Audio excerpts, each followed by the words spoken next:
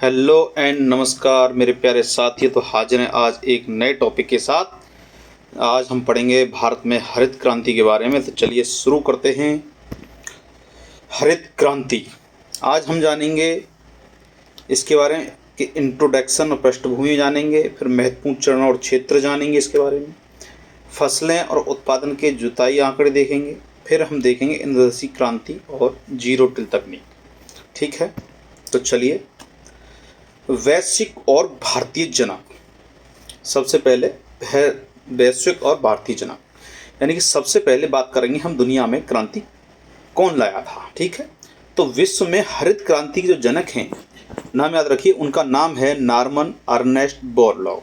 ठीक है, इनका जो जन्म हुआ था वो 25 मार्च 1914 को हुआ था और अमेरिका के आइओवा प्रांत में हुआ था। लेकिन इनका जो कर्म क्षेत्र था वो था मैक्सिको। ठीक है, इन्होंने जो गेहूं की ऐसी हाई यील्डिंग यानी कि उच्च उत्पादकता वाली प्रजाति विकसित की थी जिससे भारत, पाकिस्तान और मैक्सिको में गेहूं का उत्पादन 2 गुना हो गया। ठीक है, किसने विकसित की थी? नॉर्मन अर्नेस्ट बोरलॉग ने।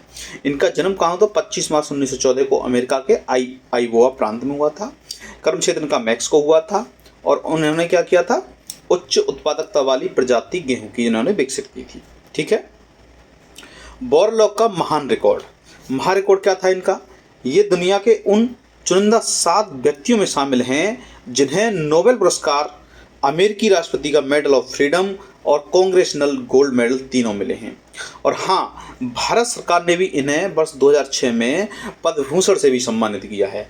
ठीक है, तो अब आते हैं हम अपने प्यारे भारत पर।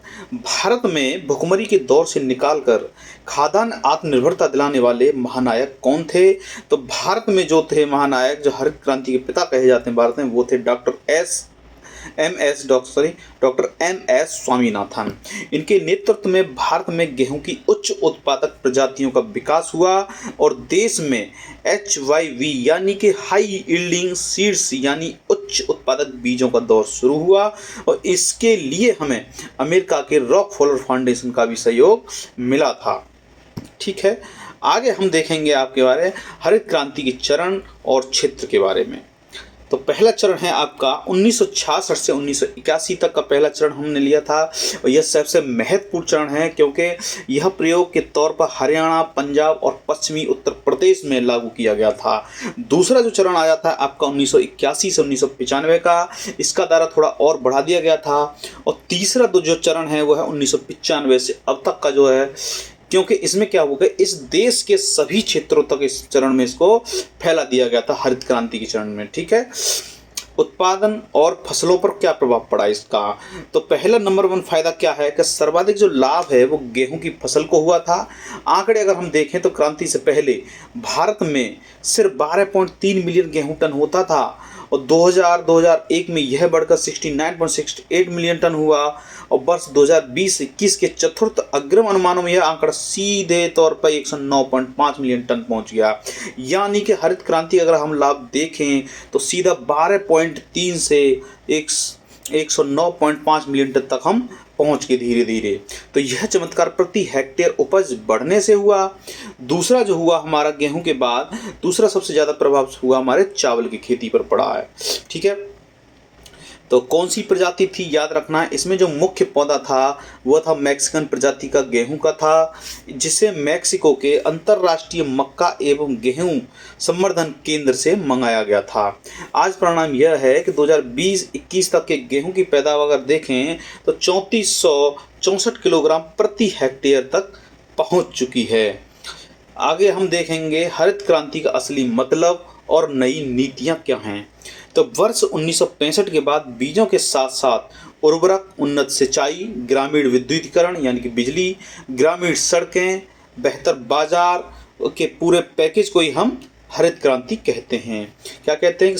उर्वरक, उन्नत सिंचाई, ग्रामीण विद्युतीकरण, ग्रामीण सड़कें और बेहतर बाजार के पूरे पैकेज को हम क्या कहते हैं? हरित क्रांति कहा जाता है। अच्छा, इसके बाद जो सरकार का एक कदम और आगे बढ़ा है तो उसके बारे में हम देखते हैं कि 28 जुलाई 2000 को नई राष्ट्रीय कृषि नीति अपनाई और जिसमें बात की गई है इंद्रधनुषी क्रांति की। इसका मतलब था कि अब सिर्फ गेहूं चावल नहीं बल्कि कृषि से जुड़ी सभी क्रांतियों को एक साथ लेकर चलना है।